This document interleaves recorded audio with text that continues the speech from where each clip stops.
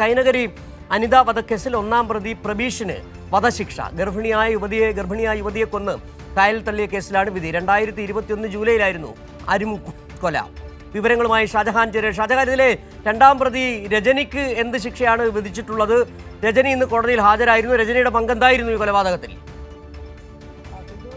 രജനി ഇന്ന് കോടതിയിൽ ഹാജരായിട്ടില്ല. രജനി ഇന്ന് കോടതിയിൽ ഹാജരാകണ്ട എന്നാണ് കോടതി നിർദ്ദേശിച്ചത്. രജനി കോടതിയിൽ ഹാജരായില്ല.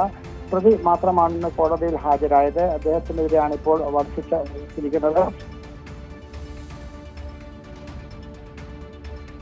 ഷാജഹാൻ, അന്ന് വളരെ പ്രമാദമായ ഒരു കേസായിരുന്നു യുവതിയെ കായലിൽ കൊന്നു തള്ളി എന്നുള്ളത്. എന്തായിരുന്നു ഈ കൊലപാതകത്തിലേക്ക് നയിച്ചത്?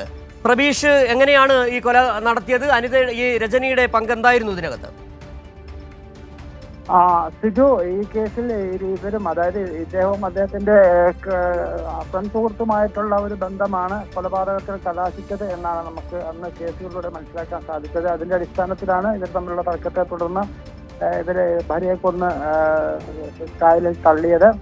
അതുമായി ബന്ധപ്പെട്ട് പോലീസ് നടത്തിയ അന്വേഷണത്തിൽ ആദ്യം പ്രതികളിലേക്ക് എത്തിയില്ല. എന്നാൽ പെട്ടെന്ന് തന്നെ പ്രതികളിലേക്ക് എത്തുകയും കോടതിയിൽ ഹാജരാക്കിയുമായിരുന്നു. അതിനുശേഷമാണ് ഇപ്പോൾ ആലപ്പുഴ ജില്ലാ മജിസ്ട്രേറ്റ് കോടതി പ്രതിക്ക് മരണം വരെ തൂക്കുകയർ വിധിച്ചിരിക്കുന്നത്.